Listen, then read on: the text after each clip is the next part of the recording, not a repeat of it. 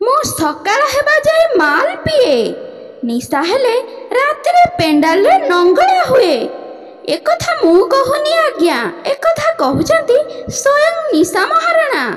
ଆସନ୍ତୁ ଜାଣିବା କ'ଣ ସେ କହିଛନ୍ତି ସୋସିଆଲ ମିଡ଼ିଆରେ।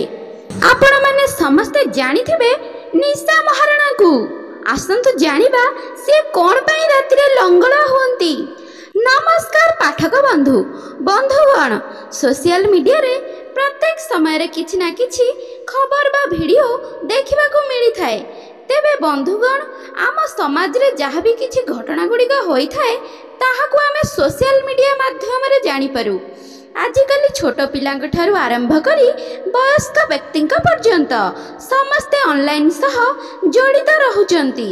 କେତେବେଳେ ଏହି ସୋସିଆଲ ମିଡ଼ିଆ ସମାଜ ଉପରେ ଭଲ ପ୍ରଭାବ ପକାଉଛି ତ କେତେବେଳେ ଏହା ସମାଜ ଉପରେ ମଧ୍ୟ ଖରାପ ପ୍ରଭାବ ପକାଉଛି।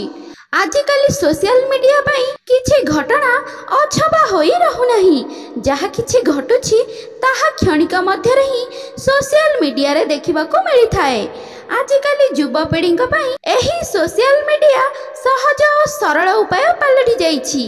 ଆଗକାଳରେ ଲୋକମାନେ ଯେଉଁ ସବୁ ଘଟଣା ଘଟୁଥିଲା ସେ ବିଷୟରେ ସହଜରେ ଜାଣିପାରୁନଥିଲେ, କାରଣ ସେତେବେଳେ ଏତେ ସୁବିଧା ନଥିଲା। ତେବେ ବନ୍ଧୁଗଣ, ବର୍ତ୍ତମାନ ଏକ ଖବର ସାମ୍ନାକୁ ଆସିଛି। ବନ୍ଧୁଗଣ, ଓଡ଼ିଆ ଯାତ୍ରା କଳାକାର ନିଶା ମହାରଣାକୁ ଆପଣମାନେ ସମସ୍ତେ ଜାଣିଥିବେ।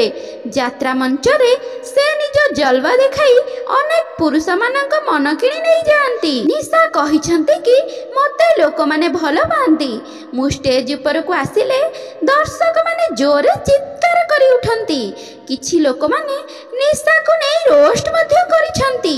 ବନ୍ଧୁଗଣ, ନିଶା ମହାରଣା ଗଣମାଧ୍ୟମ ଆଗରେ କହିଛନ୍ତି ସାରା ଓଡ଼ିଶାବାସୀ ଏବଂ ଦର୍ଶକମାନେ ବି ଜାଣିଛନ୍ତି ଯେ ନିଶା ମହାରଣା ସବୁବେଳେ ମଦ ପିଅନ୍ତି ବୋଲି।